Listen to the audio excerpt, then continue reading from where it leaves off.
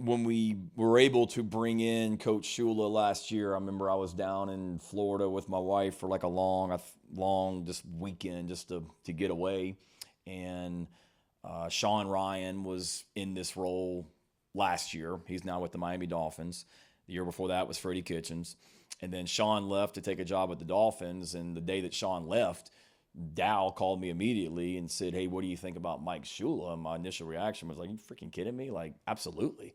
Because I knew what Mike Shula was about as a coach, and then what I didn't know him well, but what I thought I knew about him as a person. I thought he'd be a dynamic fit because of the kind of person he is, the background that he's had. He's called plays in college. He's called plays in the Super Bowl. And he's worked with different skill sets at quarterbacks, but specifically, as I've mentioned to you guys before, I think Josh Allen, Cam Newton, bigger bodies, athletes like our quarterbacks are right now as well. So it was a home run when we were able to get him here.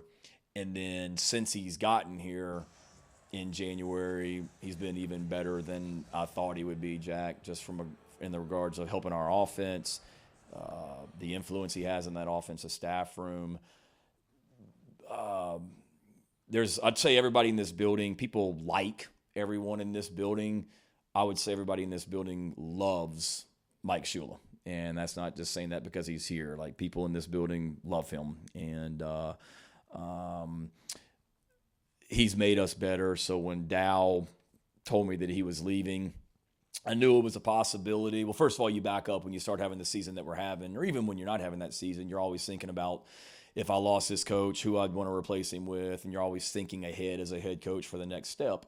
And certainly offensive coordinator is no different. And then I knew Dow was interviewing, and then he called me. I was over in Atlanta for the SEC championship game when Dow called me, and then that's the day that the news broke. I was at the game literally when the news broke. So immediately your phone starts blowing up with people that are interested in the position. And when you're a 9-win team and you're nationally ranked and you got a quarterback like Lenore Sellers, there's going to be a lot of offensive coaches that want to be a part of this. So certainly there was a lot of interest in the position that either called me directly or worked through agents to reach out and let me know. But I know I'm giving you like a 7-minute answer, but no, there was nobody else I really considered. Certainly thought about some people and went through some names and bounced some ideas off different people that I trust. But all in all, in my mind, Coach Shula was always the direction that I was going to go. One, he's a fantastic coach. He's maybe overqualified for the position in some ways, but really the continuity is critical with me. Just the relationship that he has with Lenoris and our other quarterbacks, knowing the offense. I wasn't fired up about, bringing in a new offensive coordinator, and our whole offense has to learn a whole new offensive system as well. I didn't think that was the best thing for us right now. So when you have a highly qualified guy in your building that can do the job and hopefully make us even better, it was a pretty easy decision from my standpoint. If your experience at Alabama as coach kind of soured you on the game at all because of how things ended that way, and also, how do you see the college game having changed or grown in the time since you were intimately involved in that? Right. Yeah, it's been a few years. I think, no, it didn't sour me. I think I learned a long time ago from a guy who coached a lot of football that, when every experience, you just make sure you learn from it. There's nothing you can do to change the past, and learn from it and be better because of it. Take the good, build on it, and learn from the things that wasn't good, that weren't good.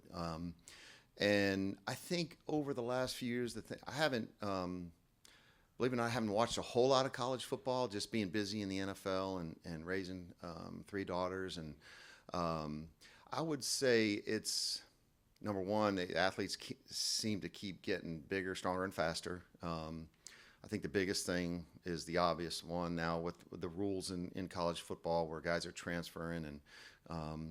But still, all that being said, I think the most important things are for the foundation of success are still there. The communication with your players, helping them be the best that they can be at their position to help their teammates and to help go win, and telling them when it's good enough and why, and when it's not good enough and why, and being able to have the ability to sometimes have those hard conversations that maybe he doesn't want to hear, or you really don't want to go through, but you have to, just because in the long run it's going to make all of us better. And we've got guys on that as players that take coaching and take it very well, and I've learned that in a hurry.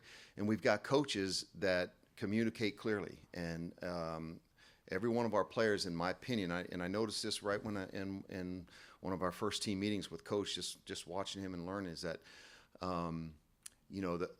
everyone knows what's expected, and he's going to make it clear, and he's not afraid to do that at any time.